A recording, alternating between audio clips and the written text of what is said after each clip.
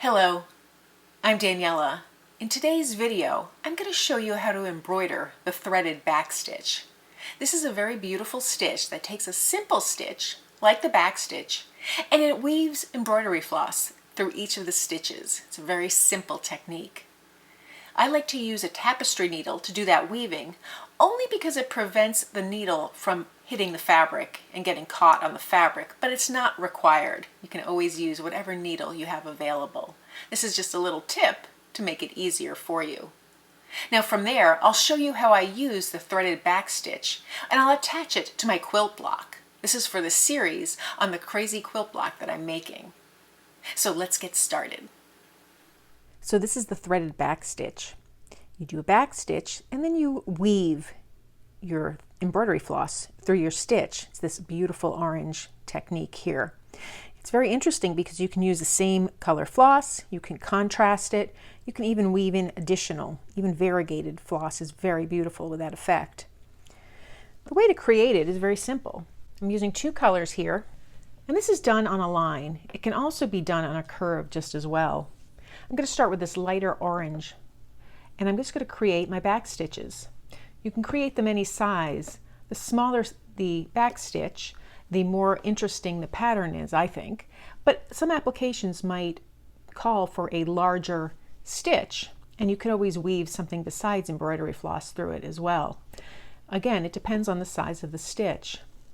So now I'm just making a series of back stitches. I'm trying to keep them approximately the same size, and they're all on that line.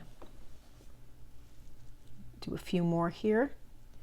You need a few to really get the effect with the weaving. Now I'm just using 6 strands of embroidery floss here. It shows up well on camera, and I do like that very chunky effect, but you can use any number of strands to do this technique. And now to start the weaving, I have a deeper orange thread. Again, I'm using 6 strands of embroidery floss, and I'm using a tapestry needle. A tapestry needle is just a needle with a larger eye because it typically uses thicker thread, but the needle is a little more blunt. So to create this weaving effect, you start at one side. I'm going to start right at the beginning, at the bottom of where I began my stitch. You just come up through the fabric, and that's the only time you'll come up through the fabric. And now I'm just going to weave my needle in and out of these strands of floss. So I'm just going up and down. I'm leaving these little loops very exaggerated for now, just so you could see them. And then I can just tighten them up at the end to whatever size I want. Don't want them to be that exaggerated. But because I use that blunt needle, it's very easy to pull the thread through the stitch without getting it caught in the fabric.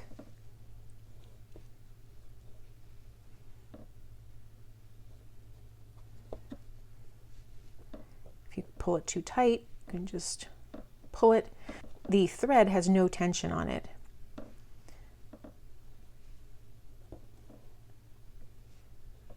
So that's the stitch with very exaggerated loops. And now if I come back, take my needle, I can really fine tune it to whatever size loops I want.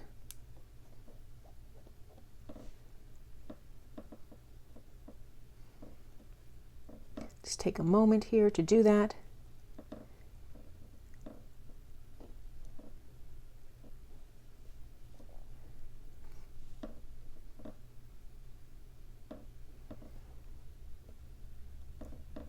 And then when I want to end my piece, I just bring my thread right through. Again, I just pull it to the size I want.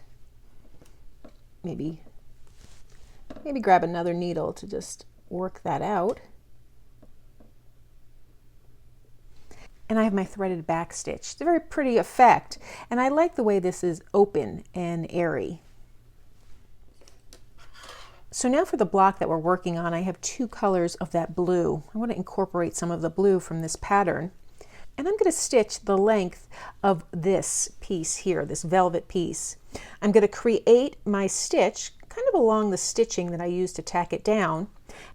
and I'll stitch that with the darker blue 931, and then I'll make my loops with this beautiful blue. It's a little lighter, and I think the two would be a nice combination. And this one is 597. So to start with, I don't need to make a mark, although I certainly could. I'm going to take that darker blue thread. I have 6 strands of it, and I want to start underneath, just underneath this edge here. So I'm going to pull up my fabric and create my first stitch.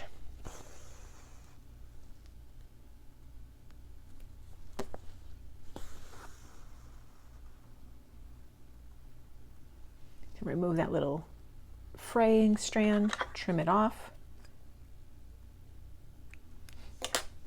And now I'll just continue with that row of back stitches, trying to keep all the stitches the same length.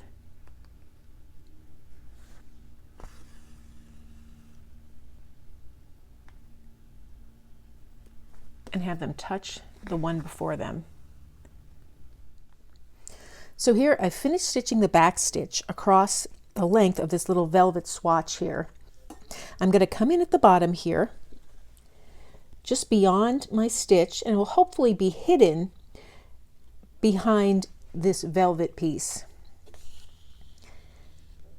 And then I'm just going to take my needle here and go up through the first loop and just continue to weave it in and out of all the stitches that we've created. So I'll hold it here, stitch it through,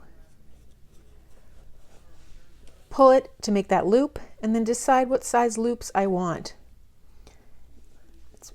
And I'll just continue going in and out of every single stitch. Again, maintaining those little loops the same size.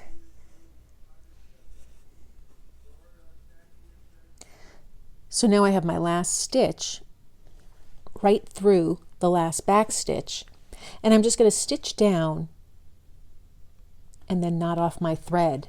Now the tension can move in any of these pieces of thread here, so you can adjust it accordingly. Because I want to keep it that way though, I'm going to stitch a few couching stitches along some of these pieces just to anchor it down in place. So before I do that, I'll just knot off my thread on the back. And then I'll just take a single strand of embroidery floss in this light blue color and just tack down a few of these strands using a couching stitch. So now I have my single strand of embroidery floss, and I'll start over here on this side, right at the last stitch that I created. Make sure that's the right tension,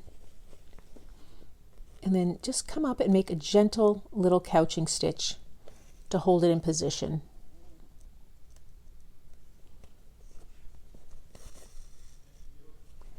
And then I'll stitch a few little other stitches, going on the other side, skipping a stitch, and so on, going across. I'm not trying to affect the tension on these stitches. I just want to tack it down so that it's not going anywhere. And again, I'll jump to the other side every so often. Again, making sure this is exactly where I want it. And I'll do that the length of the piece. So I stitched that down with the couching stitch every so often, about every other stitch on both sides.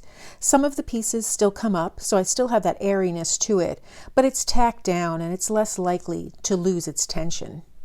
So that's the threaded back stitch. I love the way that adds such interest to the piece. And yet again, it's drawing the eye, pulling the blue from this piece, this little swatch of fabric, across the piece. It's starting to really come together. Very exciting. So that's how I stitch the threaded back stitch and use it on my quilt block. This crazy quilt block is coming out so well. Oh, I just see the possibilities here. I just can't wait to continue with it. All the previous videos from this series will be linked below.